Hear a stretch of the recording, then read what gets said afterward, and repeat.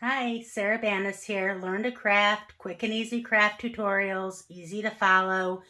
Um, Glad you're here with me tonight. So I'm going to show you tonight how to convert a printer to a sublimation printer.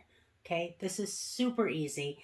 So let me go over a couple of things first. If this is a video that is helpful to you or interesting, like the video, but also follow.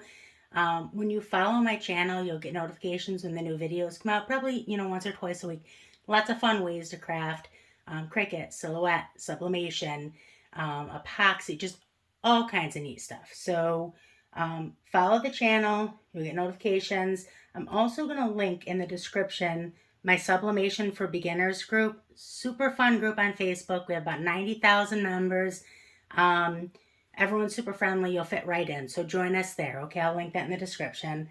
I'll also link everything that we use here today. So let's get started. First off, what printers can you convert and why? So the only type of printer that you can convert is an Epson inkjet printer, okay? The reason that is because of the way it moves the ink. Epsons move the ink by shaking it, where other inkjet printers heat the ink to move it. So has to be an Epson inkjet printer, okay? So how do you convert? Super duper easy. All converting is switching out the ink that comes with it, not using that ink, and instead using sublimation ink, okay? So there's a couple of different ways to do that. The newer Epsons are, I think all, I'm not 100% sure, but I think all EcoTank printers. So the EcoTank printers are super easy to convert because all you're doing is, instead of putting in the, this ink that comes with it, instead of putting that in, you're putting in sublimation ink, okay?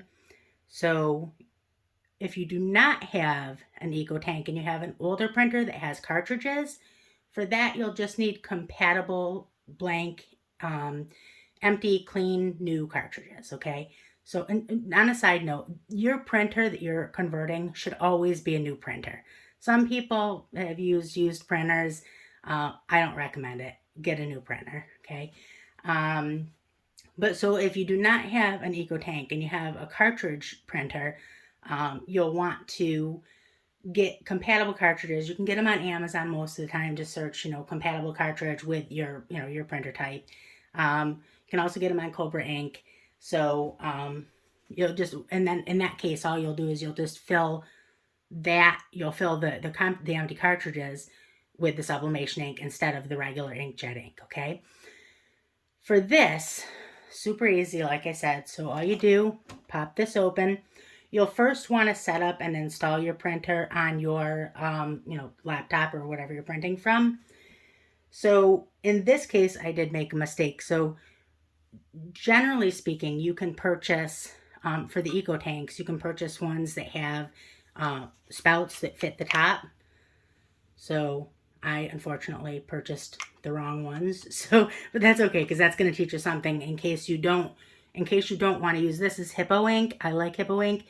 If you don't want to use this and you want to use one that just comes in, regular, spout jars with it'll have like little syringes with it. If you do that, then this is what you would do in that case. If you weren't using a cartridge one, you weren't using the syringe to put it into the cartridges, the blank cartridges, and you're using an EcoTank. I have already gone ahead and switched. So I took the ink that was in this and I emptied it all out and I washed them out. And instead I put in this sublimation ink. Okay. So this is not the original Epson ink. I threw that away. I shouldn't have. I should have used it for my regular inkjet, but I did. I threw it away. So this is this ink inside of this bottle because I needed the correct nozzle size and I bought the wrong one. So super duper easy. So what you do, pop this open. You want to make sure it's on there all the way, obviously. You want to make a clean flip. You don't want to hold it on the side or anything like that. Just make a clean flip. Flip it up. Oops. Pop it on there. Do I have it backwards?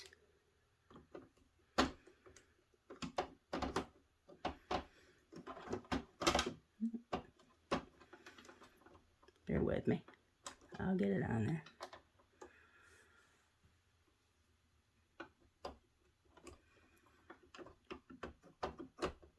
Better you see my errors so you don't make oh, ha! You know, it's a really good thing that that did not work because I wasn't paying any attention. Something else you want to do is you want to make sure that you're putting the right colors on the right colors.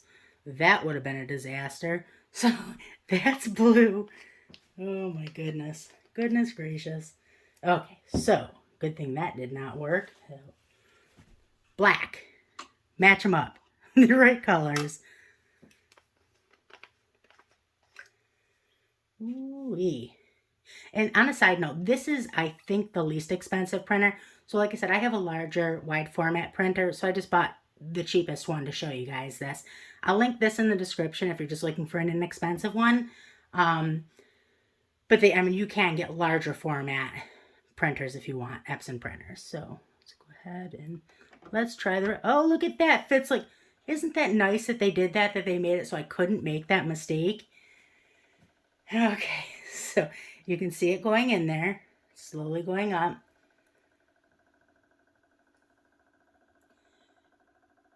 And I went ahead and I did all of these beforehand so that we didn't have to deal with that. So these are all the sublimation ink in the original containers. So let's go over a couple of other things while these are filling. What do you need? So you need a few things. You need your sublimation printer. You need your sublimation ink. Okay. You need sublimation tape. Not sublimation tape, heat tape. So this is heat resistant tape. This one is PYD Life. They were kind enough to send me some tumblers, this, and also a really nice tumbler press that I'll show you in a little. I'll show you in another video. But so this is, I like their tape because see how it's the blue. It's nice. And then this is super sweet. I just got this and I'm super excited about this tape dispenser. I'll link that in the description as well as the tape. So you'll need tape. You don't need my notes. You need sublimation paper. Okay. You need, I'll finish this off and then we'll switch that over. Sublimation blanks. This is a Cricut mug. I like their mugs. So this is for infusible ink or for sublimation. This is sublimation tumbler. Also really like it. Again, from PYD Life. So that's really nice. Now you need, what else do you need? I would suggest having some of these. You'll want to wipe down, like this type of blank, you'd want to wipe that down. Also, this. So this is so that you can go ahead and lint roll this so that there's no little tiny pieces on there to mess up your work. So let's switch this out. So now, again, up and out. Don't tilt it. Up and out. Okay. Put the top on that. Okay. And then pop that down. And then next we'll do yellow. Again, these are all switched out.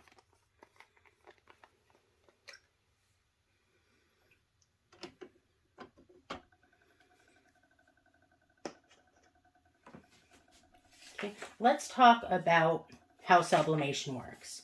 So sublimation, you'll print this onto your sublimation paper. Now, some people say they've had success with using regular copy paper. I don't personally recommend it. You're going to do this. You want the most vibrant, you just want high quality vibrancy. That's where you're going to make money in this, is having the best product out there. So good sublimation paper is key. So you print on your sublimation paper and then you tape that down to your, say this is your blank. Now these blanks are polyester covered, okay? Everything that you sublimate on is either a polyester fabric or it is a hard substrate that is coated in polyester. What happens when you tape down your print, You mirror, when you print, you mirror, by the way. And then you tape it down to this real tight. Some people use then silicone things or silicone wraps and cook it in a convection toaster oven. It has to be convection because that has the air that moves around. So some people do that. Some people use the Cricut mug press. It's fantastic. I love that. I have loved that. I'll show you a video on that later. Some people use the 8-in-1 mug presses. And some people use the tumbler press also to press these, as well as being able to press tumblers. Let's pop this off of here. So what happens then when you heat that to 400 degrees, the ink turns into a vapor, and then that vapor adheres to the polyester fibers in this, or your shirt or whatever you're putting it on. So that's how the image transfers. And then just so you know, it's not going to come off in the wash. The higher polyester count that you use, the less it's going to come out in the wash. Let me say that. If you have a 100% polyester shirt, it's going to stay on there forever. But the challenge with that is that often the higher poly count you get, the more sheen you get on the shirt. So like a shininess almost, or sometimes they're a little more see-through. Or so it's kind of, you want to find that perfect blend. Oftentimes people say 85% poly or higher is what you're really looking for. So let's put our red in.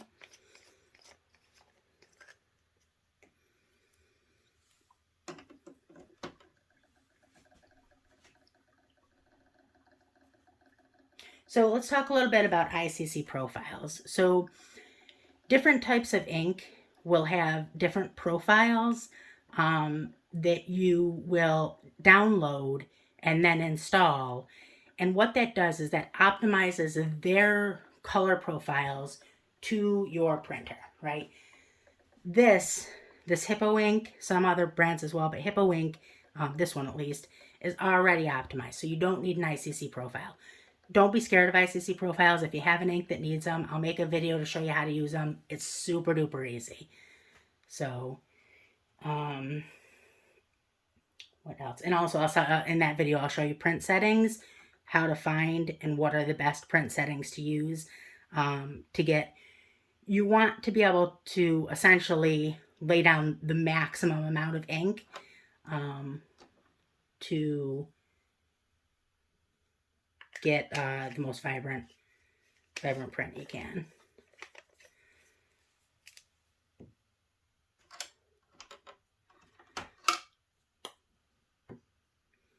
Isn't this a lot easier than you thought it would be? Super duper easy. And sublimation printing is a lot of fun. There's so many different kinds of substrate. I mean, tumblers are great sellers. Everyone loves them. Shirts are great. Everyone loves them. But there's so much more you can do with sublimation.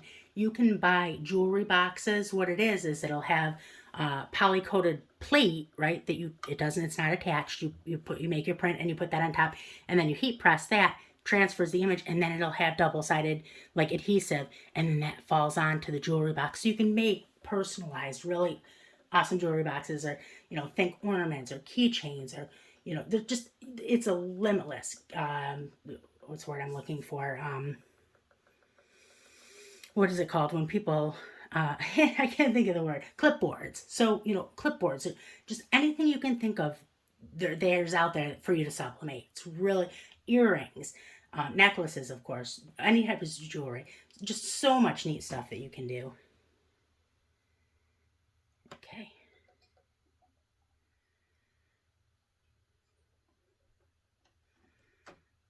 Okay, so that's that. So these are all full. That was nice. I didn't actually take the whole bottle.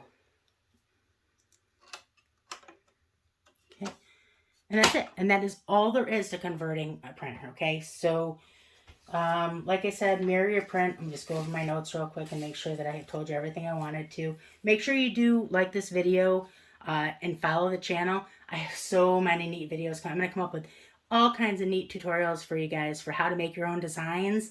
I've been in the industry for quite a while, and I have a pretty strong skill set on just some really neat stuff that you're going to learn how to do. So follow the channel, like I said. I will link everything in the description. Um, I mean, really, that's about it. There's really nothing else to it. Sublimation is really easy. It's a fun pastime or awesome business if you want to, if you want to go that route with it. If you have any questions at all, ask them either in the description of this video, or better yet, come to the group and ask in the group. You can ask me directly in the group. So join the Facebook group. And I mean, that's about it. I hope you have a good night. Bye.